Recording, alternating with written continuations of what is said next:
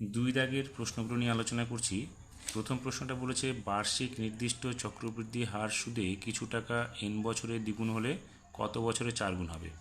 তাহলে এন বছরে যেহেতু দ্বিগুণ বলেছে অর্থাৎ এখানে আসল এবং সুদ যে সেটা সমান হবে। সেক্ষেত্রে আমরা কি লিখতে পারি এখানে, যে এখানে ধরে নিচ্ছি আমরা আসল হচ্ছে পি টাকা এবং চক্রবৃদ্ধি সুদের হার যদি 8% হয়, তাহলে আমরা এখানে লিখব P into 1+r/100 to the power N minus P, অর্থাৎ সমূল চক্রবৃদ্ধি থেকে আসলটা বাদ দিচ্ছে, সেটা হচ্ছে সুদ। তাহলে এখানে আমরা কি লিখব, পি আমরা এখানে যেহেতু এই পি মাইনাস পিটা আমরা এদিকে নিয়ে চলে আসি, তাহলে এখানে 2p হবে। তাহলে এখানে পি বোথ সাইড থেকে যদি সরে যায় তাহলে কী হবে, 1+r/100 to the power N equals to কী হবে, 2 হবে। এটা যদি আমরা 1 নম্বর সমীকরণ রাখি, এবার ধরে নিচ্ছি যে এক্স বছরে আমাদের 4 গুণ হবে। তাহলে এখানে কী লিখবো আবার, P into 1+r/100 to the power X, যেহেতু এক্স বছরে 4 গুণ হচ্ছে তাহলে X minus P equals to কী হবে, 4 গুণ হওয়া মানে হচ্ছে সুদটা কত হবে আমাদের, আসল যদি পি হয় তাহলে সুদ আসল 4 গুণ হলে 4p হবে, অর্থাৎ এখান থেকে 4p থেকে পিটা বাদ দিলে আসলটাকে বাদ দিলে সুদটা কত দাঁড়াবে আমাদের 3p। সেই জন্য আমরা এখানে লিখবো 3p। তাহলে এবার এখানে মাইনাস পিটা এদিকে সে কী হবে, 4p হয়ে যাবে, অর্থাৎ P into 1+r/100 to the power X equals two 4p হবে। পি বোথ সাইড থেকে কেটে গেলে এখানে কি থাকবে, 1+r/100 to the power X equals two 4। এবার এখানে দেখো 1+r/100 to the power X equals two, এখানে দেখো 4কে ভাঙালে 2 টু দি পাওয়ার স্কোয়ার হয়ে যাবে।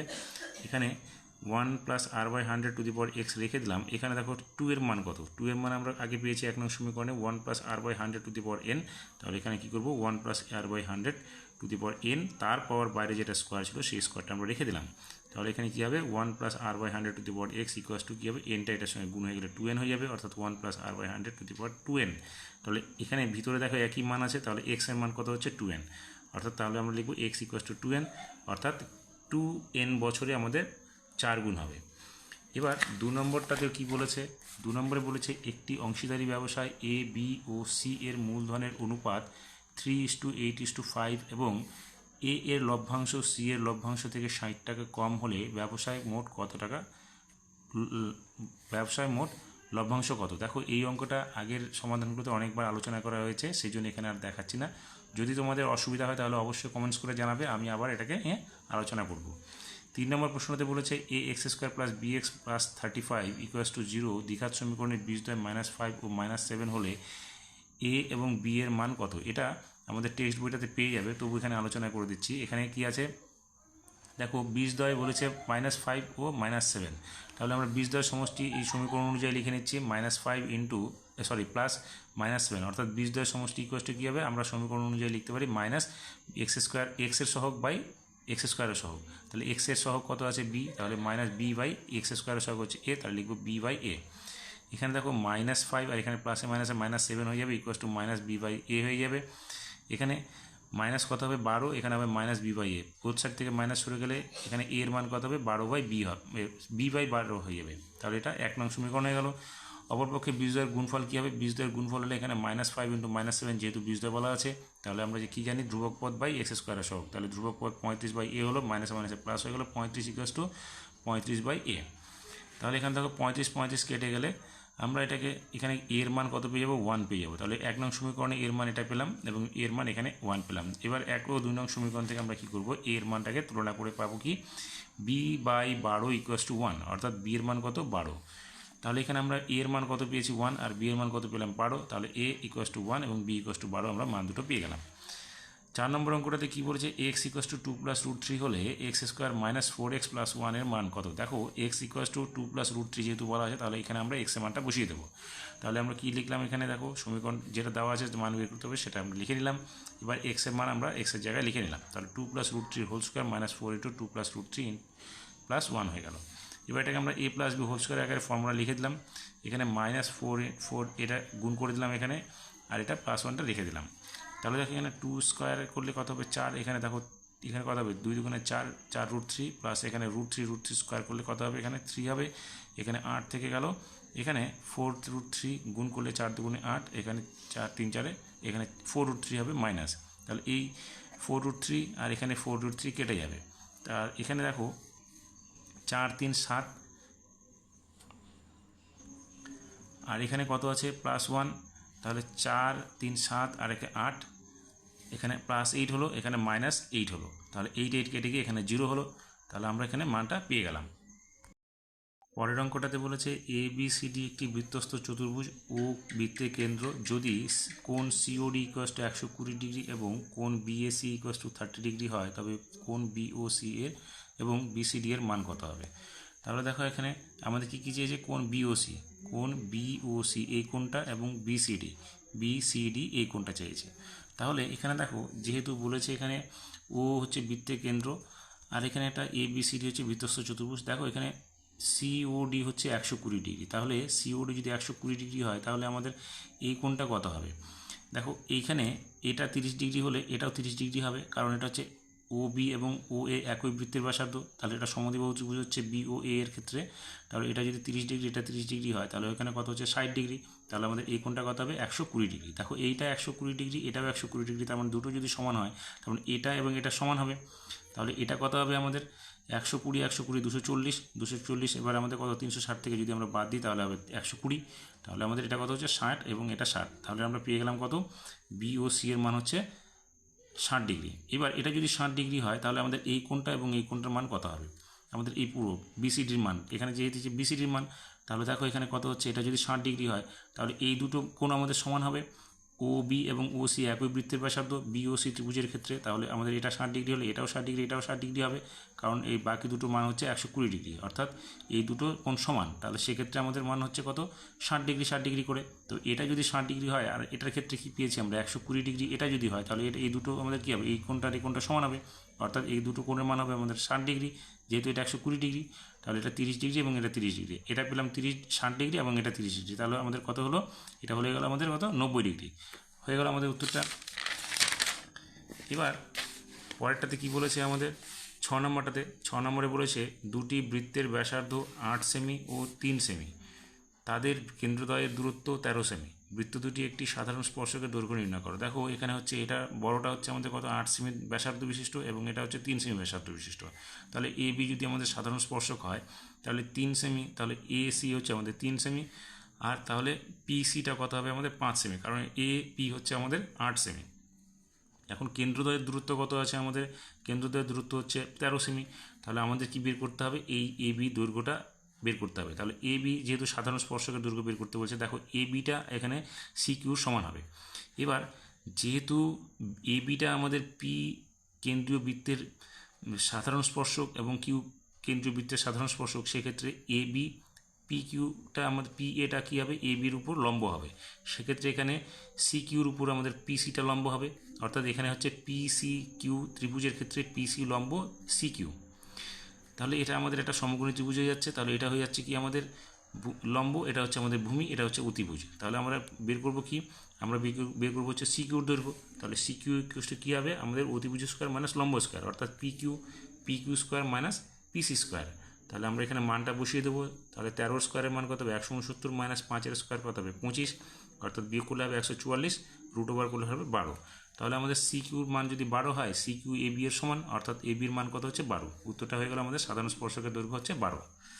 এবার কি বলেছে দেখো 7 নম্বরে বলেছে সমকোণী ত্রিভুজের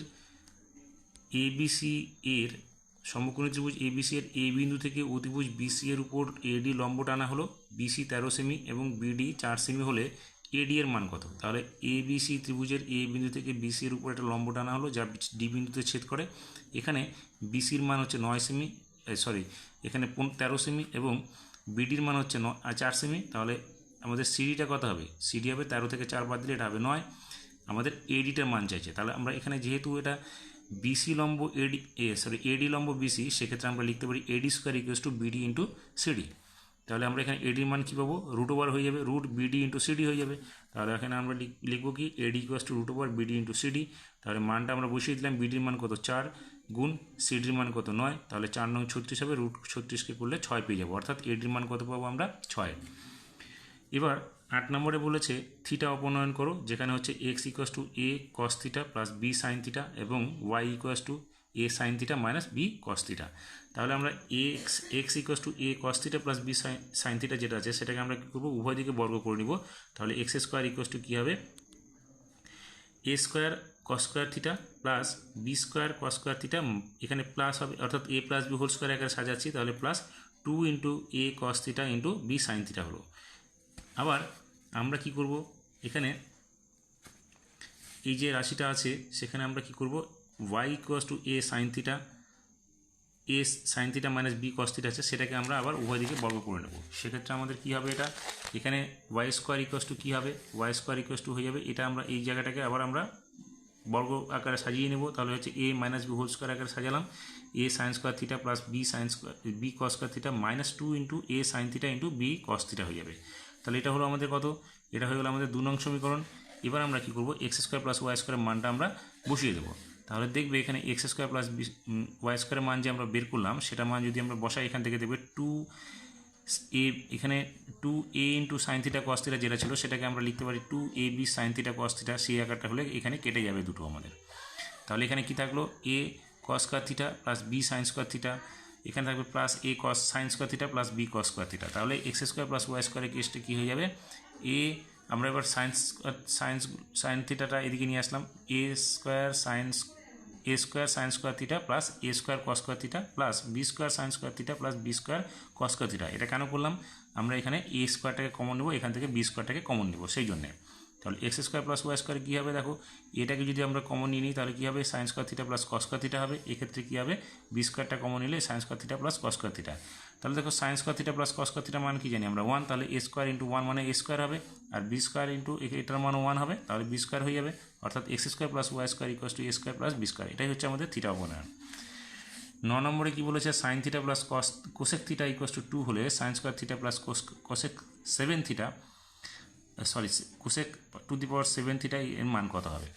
তাহলে দেখো এখানে sine theta plus cosec theta equals to 2, এটা আমরা লিখে নিলাম। এখান থেকে আমরা সাইন থিটা প্লাস এখানে কোসেক থিটা মানে কি জানি আমরা 1/sin থিটা ইকুয়াস টু 2 লিখবো।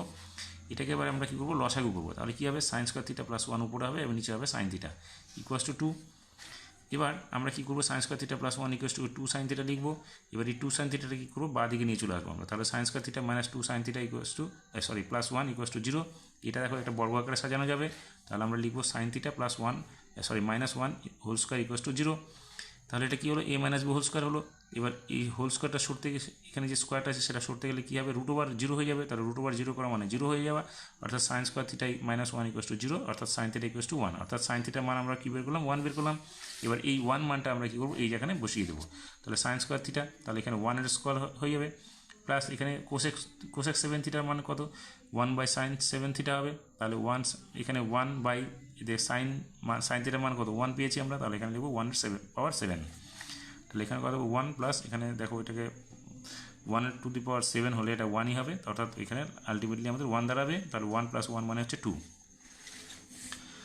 10 নম্বরটাতে কী বলেছে, একটি লম্ববৃত্তাকার শঙ্কুর আয়তন ও পার্শ্বতলের ক্ষেত্রফল সংখ্যামান সমান। তাহলে এখানে লম্ববৃত্তাকার শঙ্কুর আয়তন ও পার্শ্বতলের ক্ষেত্রফলের সংখ্যামান যদি সমান হয়, এবং এখানে বলা আছে উচ্চতা এবং ব্যাসার্ধ যথাক্রমে h এবং r একক বলা হলে আমাদের 1/h² + 1/r² এর মান কত হবে বের করতে হবে। তাহলে শঙ্কুর আয়তন কি 1/3 πr²h, আর এখানে বলছে কি পার্শ্বতলের ক্ষেত্রফল হচ্ছে πrl। তাহলে আমরা লিখতে পারি 1/3 πr² ইকুয়ালস টু πrl। এখানে এল এর মান কি জানি আমরা, √r² + h² মানটা আমরা বসিয়ে দিলাম। এখানে দেখো পাই আর বোথ সাইড থেকে সরে যাবে, তাহলে কী হবে 1/3r, এখানে h equals to √r² + h² এখানে থেকে যাবে। এবার আর এসটাকে কী করবো, আমরা নিচে চলে নিয়ে আসবো। তাহলে হবে কি 1/3 equals to √r² + h² r/h। এবার আমরা কী করবো, বোথ সাইডে যদি আমরা স্কোয়ার করি তাহলে এখানে এটাকে হোল স্কোয়ার, এটা হোল স্কোয়ার হয়ে যাবে। সেক্ষেত্রে কত হবে, 1/9 ইকুয়ালস টু এই √টা উঠে গিয়ে হবে r² + h² r² into h²। এবার এই অংশটাকে আমরা এইভাবে ভাঙতে পারি, 1/9 ইকুয়ালস টু 1/h² + 1/r²। এটা হলো আমাদের উত্তর। তাহলে অর্থাৎ আমরা কী পেলাম, 1/h² + 1/r² মানে হচ্ছে 1/9। এবার 11 নম্বর প্রশ্নটাতে কী বলেছে, 11 নম্বর প্রশ্নটাতে বলেছে একটি ঘনকের বাহু 6 সেমি, ওই ঘনক থেকে যে সর্ববৃহৎ গোলক পাওয়া যাবে তার আয়তন কত। দেখো এখানে যদি গোলকটা রাখা হয় আয়তনের ভিতরে, আয়ত ঘন, অর্থাৎ এখানে ঘনক যেহেতু বলেছে ঘনকের প্রত্যেকটা বাহু দৈর্ঘ্য সমান, এখানে ঘনকের মধ্যে যে গোলকটা রাখা যাবে গোলকের ব্যাস এবং ঘনকের বাহুর দৈর্ঘ্য সমান হবে। সেক্ষেত্রে এখানে ঘনকের ব্যাসটা কী হবে, এখানে ঘনকের বাহুর দৈর্ঘ্য সমান হবে, তাই এখানে লেখা যেতে পারে যে ঘনকের ব্যাস সমান ছিল 6 সেমি। তাহলে ব্যাসার্ধ কত হবে 3 সেমি। এবার আয়তন কী হবে, আয়তনের সূত্র হচ্ছে গোলকের ক্ষেত্রে 4/3 পাই আর কিউব, আমরা 4/3 পাই ইন্টু এখানে আর এর মান কত 3, তাহলে 3 এর এখানে কিউব করবো আমরা, তাহলে 3 এর কিউব করলে কত হবে দেখো 4/3 পাই আর কিউব, তাহলে 4/3 মানে 27 হবে, তাহলে এখানে যদি 27 হয় তাহলে এখানে আমরা কত লিখবো 27, 27 দিয়ে 3 দিয়ে এটাকে কাটলে কত হবে 9 হবে, তাহলে এখানে 3 ছিল, তাহলে 9 কাটলে 4 নং, 3 দিয়ে কাটলে এটাকে 9 হবে, 3 4 নং 36 পাই ঘনসেমি হয়ে গেল। এবার কী হবে দেখো 11 নম্বরটাতে বলেছে, সরি এটা 12 নম্বর হবে, 12 নম্বরে বলেছে একটি পরিসংখ্যা বিভাজনের গড় যদি 8.1 হয় এবং summation of f I x I equals two 132 plus 5k এবং summation of f i equals two 20 হলে কে এর মান কত। তাহলে আমরা কি লিখতে পারি দেখো যৌগিক গড়ের মান কত এক্স বার, আমরা এটা জানি x bar equals to summation of f i UI by summation of f i. তাহলে এটা কি, এটা হচ্ছে যৌগিক গড়টা, তাহলে যৌগিক গড় হচ্ছে কত 8.1, তাহলে আমরা লিখতে পারি যে summation of f i UI by summation of f i equals to x bar. তাহলে আমরা এখানে সামেশন অফ এফ আই এর মানটা উপরে লিখবো এবং এই summation of f i ui এর মানটা উপরে লিখে সামেশন অফ এফ আই এর মানটা নিচে দেবো এবং ইকুয়াস টু 8.1 দিয়ে দেবো। এবার কী হবে এই 20টা এটার সঙ্গে গুণ হয়ে যাবে, তাহলে কী হবে 132 প্লাস 5k ইকুয়াস টু 162.0 হবে। এখান থেকে কী করবো 132টা আমরা এখানে মাইনাস করে দেবো 162 থেকে, তাহলে হবে 30, অর্থাৎ 5k এর মান 30 হবে, অর্থাৎ k এর মান হবে 5 দিয়ে আমরা 30কে ভাগ করলে এখানে পাবো 6। এই হয়ে গেল আমাদের অঙ্কটার সমাধান।